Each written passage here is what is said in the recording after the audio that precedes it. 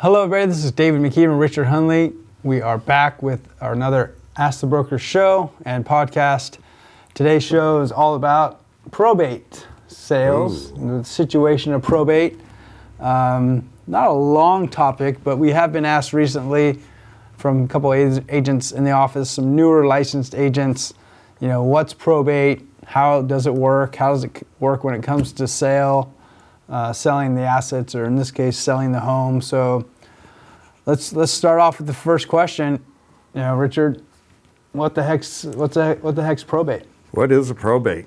Well, I think the best definition was given to me by one of my agents that said a probate sale is where a home is being sold because someone passed away.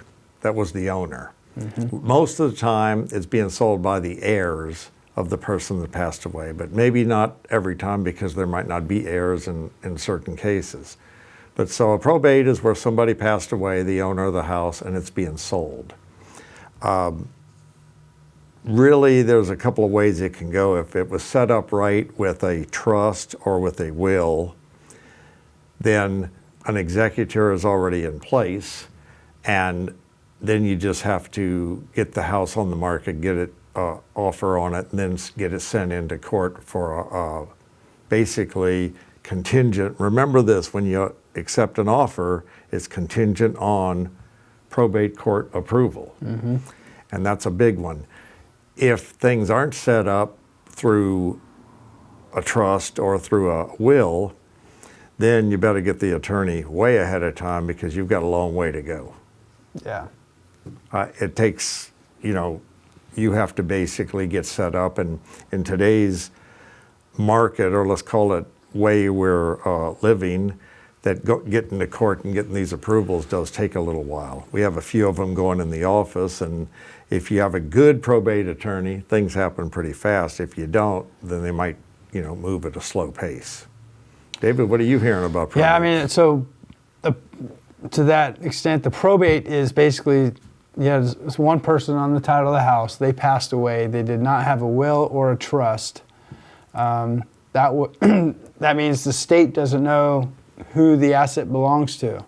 So the state then has to go through a court process to figure out if they sell that asset, who are the beneficiaries of the asset. So that's the point in which the family normally steps in and says, hey, I'm the daughter of the father.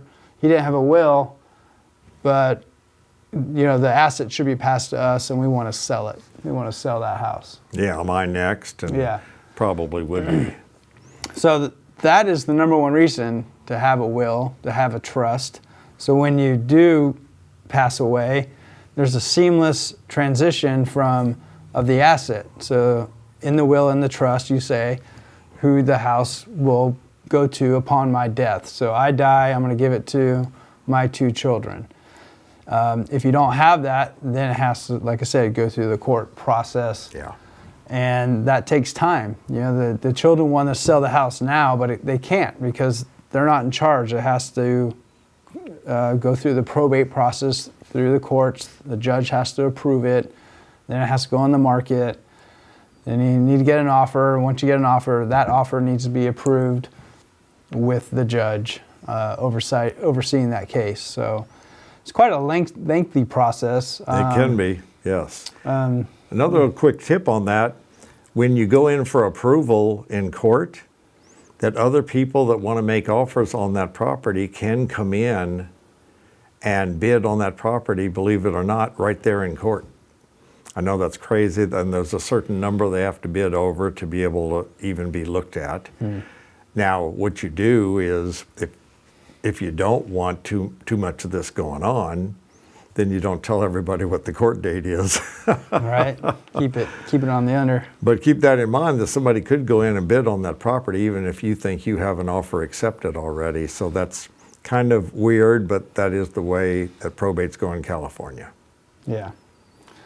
Now, from a everyday standpoint, as far as making an offer or writing a listing on a probate, there's specific probate forms for that us agents need to use. So be careful that you're using the correct forms, the probate listing agreement or the probate residential offer Yeah. form.